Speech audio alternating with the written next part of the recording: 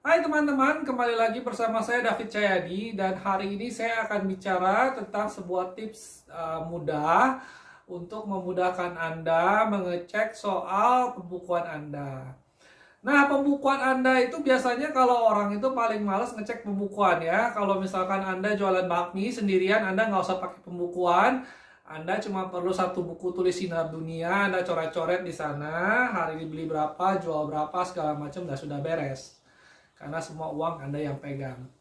Nah, bagaimana caranya kalau perusahaan biasanya yang paling rese itu perusahaan yang besar enggak, kecil enggak, tapi pengeluarannya sudah masuk ngejelimet. Anda tidak punya cukup cukup biaya untuk menggaji seorang professional accountant. Jadi Anda biasanya suruh pegawai administrasi mencatat pengeluaran segala macam dan gimana. Dan rata-rata banyak orang ya pengusaha UMKM itu mereka juga bukan bukan tidak punya background akuntansi, jadi mereka juga nggak ngerti gimana caranya. Dan buat yang sudah ngerti, ya sudah Anda boleh skip video ini ya. Tapi saya menjelaskan buat mereka yang ya usaha kecil ya UMKM lah ya, kecil nggak kecil, gede nggak gede. Nah, buat saya itu akuntansi itu sangat penting. Kenapa? Karena kalau angka kita nggak benar, kita nggak tahu perusahaan kita itu lagi sehat, lagi sakit, atau penjualannya bagus atau enggak. Nah, biasanya orang ngecek itu yang bikin sulit kenapa? Kalau misalkan pembukuannya jadi satu semua.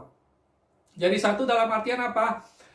Penjualan bahan baku, penjualan besar kecil dijadikan satu, termasuk sama reimbursement, termasuk lembur segala macam. Nah, itu akhirnya si bosnya akan pusing sendiri, sampai ngecek sendiri juga mabok sendiri. Akhirnya pembukuannya kacau balau.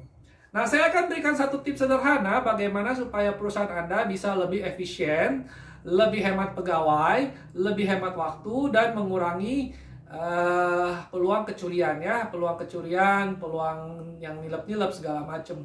Nah, tips saya itu adalah Anda harus potong-potong dulu. Jadi, kalau misalkan saya berikan analogi, saya adalah apa misalkan pabrik baju lah atau pabrik produsen makanan. Saya harus pisahkan.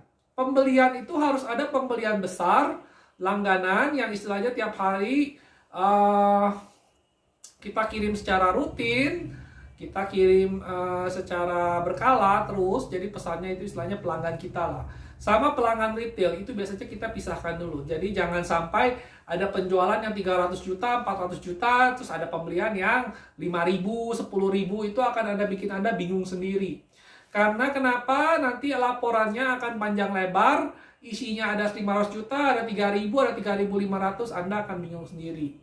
Nah, jadi biasanya Anda potong-potong, yang bisa bayarnya pakai utang, yang biasanya dapat tempo, biasanya dapat fasilitas, Anda pisahkan ke satu buku sendiri. Jadi pembukuan itu kalau dalam secara kaidah akunting itu kan ada banyak pos-pos ya, ada pos pembelian, ada pos piutang, ada pos segala macam. Nah, kalau misalkan Anda UMKM, Anda nggak usah perlu sampai ribet begitu, tapi pisahkan ya. Nah, itu dari segi pembeli pemasukan Anda pisahkan gitu. Jadi pemisahkan retail Anda pisahkan, pembelian yang besar Anda pisahkan. Nanti akhir bulan Anda hitung-hitung sendiri.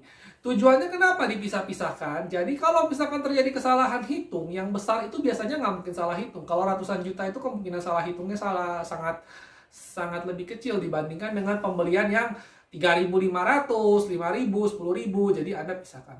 Nah, bagian pengeluaran juga biasanya gaji itu saya pisahkan. Gaji dalam artian apa? Gaji staff, ya, gaji staff, gaji accountant, gaji manajer, semua saya pisahkan dalam pos sendiri. Kenapa? Karena itu sifatnya fix. Tidak akan berubah karena gaji itu kan naiknya nggak tiap minggu kan. Anda kerja 1 jam, 2 jam gajinya tetap sama.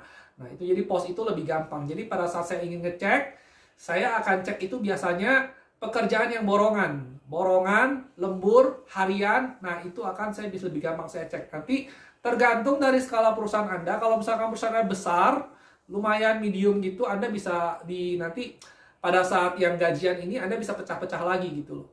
Jadi misalkan Anda bilang, oh yang borongan saya pisah satu buku. Jadi kita gampang ngeceknya. Dan kalau terjadi kesalahan, kesalahannya itu tidak menyeluruh. Jadi orang nggak pusing cara ngeceknya. Kalau misalnya yang gede udah bener, yang gede kita biasanya kagak saya kutak-atik lagi. Saya akan lebih cek saya akan lebih awasin itu yang kecil-kecil biasanya. Atau kalau misalkan terjadi kerugian yang besar, saya akan cek. Jadi saya tahu lah gitu loh, di mana saya harus ngecek. Kalau misalkan angkanya tidak seimbang 5.000 perak, saya tidak akan ganggu gugat yang ratusan juta. Ya semoga bisnis Anda bisa sampai ratusan juta, tapi ngerti lah ya kurang lebih ya. Nah, begitu juga dengan pengeluaran-pengeluaran, biasanya saya kasih petty cash sama orang yang memang ngurusin. Misalkan satu pegawai saya, nih, saya kasih kamu 1 juta ya, 2 juta, 3 juta, tergantung kebutuhan. Nanti kalau misalkan ada sopir kantor parkir di Indomart, beli piring plastik, beli aqua, beli apa, kamu mintanya sama orang ini ya. Jangan ganggu akunting yang memang ngurusin keseluruhan. Jadi akan lebih mudah bagi Anda. Juga kalau misalkan urusan kecil-kecil gitu biasanya tidak perlu akuntan yang level tinggi. Biasanya seorang admin aja udah bisa catat gitu kan. Keluar masuk, keluar masuk. Bahkan bukunya itu bisa beli di toko buku pun ada. Namanya buku kas ya, ada debit, ada kredit, sederhana sekali. Jadi keluar apa, tanggal berapa dihitung saja. Nah, jadi biasanya saya sebagai pengusaha juga, saya biasanya tidak melihat petty cash. Jadi kalau petty cash itu saya tidak akan cek sampai 2.000, 3.000 itu. Ya saya lihat sekilas lah kan, karena kan itu bisnis saya kan. Saya udah bertahun-tahun lakukan bisnis. Jadi kalau petty cash itu dalam pemakaian wajar, misalnya 1 minggu jatahnya 1 juta, dia pakai habisnya kurang lebih 800, 900, 1.050.000, ya buat saya normal gitu loh. Karena kebutuhan kan pasti naik turun juga. Nah, begitu juga dengan banyak hal yang macam-macam di accounting. Perpajakan itu harus dipisah. Nah, tujuan dari Anda memotong-motong ini kenapa? Jadi, memudahkan Anda. Jangan sampai kita ikut kaidah akuntansi yang sesuai dengan bukunya. Semua harus sampai beli pentol korek pun harus dihitung. Ya, itu memang akan akhirnya Anda akan jelimet sendiri gitu loh. Akhirnya Anda akan malas ngecek karena angkanya terlalu rame. Jadi Anda sebagainya, kalau misalkan Anda punya usaha yang masih kecil-kecil enggak, gede-gede juga belum, ya Anda terapkan teori-teori ini gitu. Anda bisa potong-potong buku Anda sebagai makin kecil makin kecil. Tapi jangan kebanyakan juga ya. Karena kalau kebanyakan buku nanti bingung sendiri gitu loh.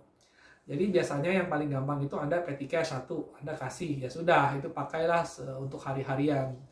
Pembelian bahan baku itu Anda harus awasi sendiri karena itu gampang ngeceknya. Gaji, payroll, staff, antara staff dan harian dan borongan itu Anda harus pisahkan.